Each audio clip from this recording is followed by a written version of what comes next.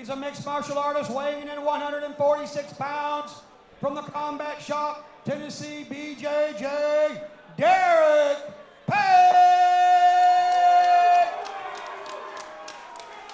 And in the Wicked Colors red corner, he's a mixed martial artist weighing in 149 pounds from Razor Edge MMA, Alan L. Papyrus Esparza! Esparza versus Pate. Fantastic set of referees. Here we go. Let's see what kind of action we get early. Yeah. Pate versus Esparza. All these MMA fights have been lots of action out the gate. This is no difference. Oh. Nice right Pate's hand comes gotta get over the his top for Esparza, gets Pate's attention quick. Pate's got to get his head off the center line. A nice, yep, he's okay. He's not in a guillotine here. Nope. So he's got a nice little takedown, does Pate, and now he's just going to pop his head out, and then he can start to get to work. Again, no guillotine there. He's totally fine. See if he can start to work out. Now let's see the guard game of our guy here, Alan Esparza, versus the top game of Derrick Pate.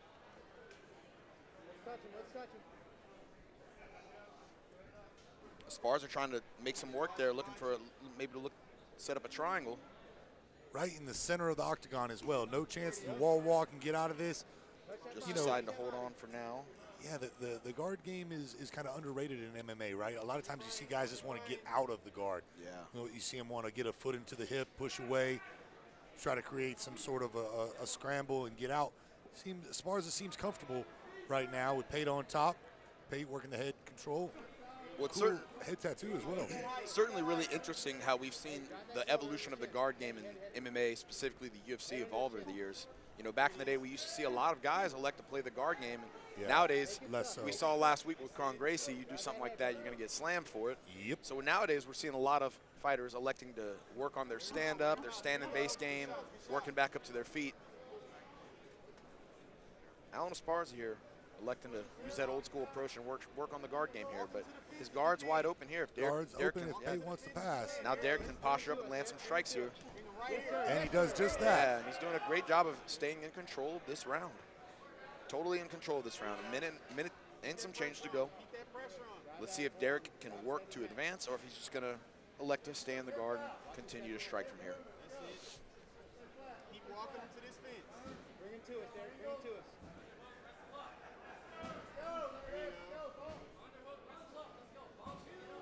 Good word. Use those frames. Use those frames.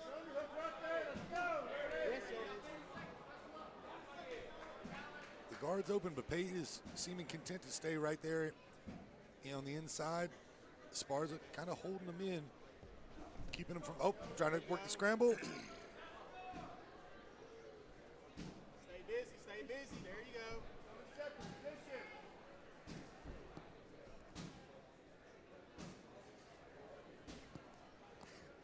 And if you hear that smacking, I believe that is a fighter in the back warming up, Scary. throwing some kicks. I think you got the attention of the entire venue of some guy warming up out in the back. Short time. There you go. Nice little flurry there. In and almost caught him with that high kick on the way up and almost got caught with a shot after the bell. I like it. Not the most eventful first round, but you got to give that to Derrick Pate. He was able to work that takedown. He got a solid double and owned the drop control the entire time. Yeah, that's an easy 1-0 for our guy Derrick Pate. Let's see if he can continue his control going into rounds 2 and 3.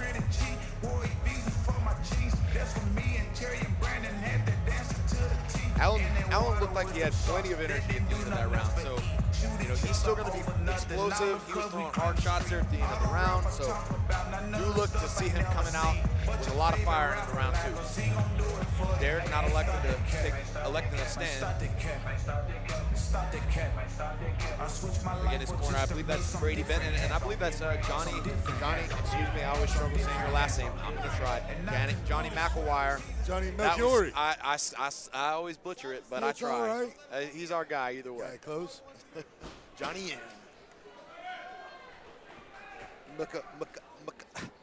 Derrick Pate, Alan Esparza, round 2. Caleb Miller gets him ready. The glove touch, and we're off. Now let's see if Pate can work his grappling again. That was a strong double leg that he worked right from the beginning. Derrick has got to move his head off the center line, though. He's going to get caught with one of those hands of Alan Esparza if he's not careful. Got to move his head off the center line. Both fighters electing to throw leg kicks, start things out here in the second round. Forward. There it is, off the fence. Alan doing a really good job of eating those kicks, but continuing his pressure into the cage here. Let's see if he can finish it. And he is. And he does. He's going to finish that double leg. And now he's right into the mount position on top of Derrick Pate. Is he in? He's not in a guillotine, so he's safe there. Now he's advancing. He's got a great position on Derrick Pate here. Yeah. He might have Derrick Pate in some big trouble here. He's going to look to spider walk and start to wall walk up. You can't be flat on your back. Derrick Pate cannot be content to stay here, and he's not. Yeah. He's giving up his back in order to try to get up. Works the scramble. Almost shook him off the top, but just unable to do so. Now he's flattened out. This is bad for Derrick Pate. He has got to move here, otherwise Esparza is going to stop him. Derrick has got to build hip height here. He's got to get to a hip or build hip height. He's got to watch those a little bit to the back of the head. And that's going to be that. Referee Kayla Miller stepping in. Alan Esparza, round 2, TKO. Another stoppage here in the Agoge, keeping things moving. Fantastic performance from Alan Esparza, coming back after a tough round 1. Great bounce back round in round 2. Here's that ground and pound. And while a lot of those shots were being blocked, you still have to be able to defend intelligently, and it seemed like all he... In round 2, 1 minute and 19 seconds, due to TKO, the winner in the wicked colors, red corner, Alan El Papyrus Esparza. Alan Esparza. Going to be interviewed by our... I'm here with your winner, Alan Esparza. Alan, you did an amazing job of bouncing back from that tough first round, coming back, landing some thunderous ground and pound.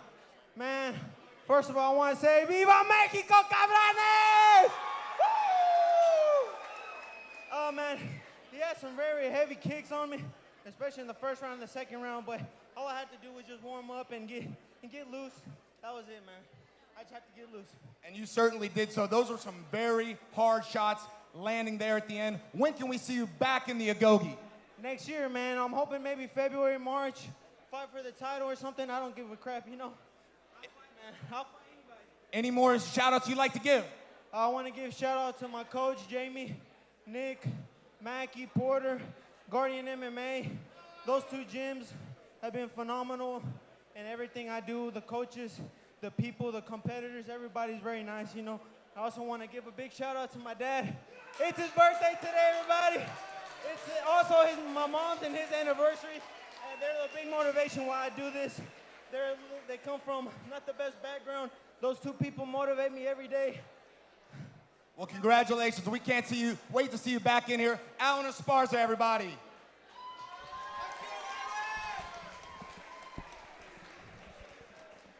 Nice shout out to his All dad. right, ladies there. and His dad, gentlemen, very excited. congratulations, Dad. Congratulations, we're glad you're here.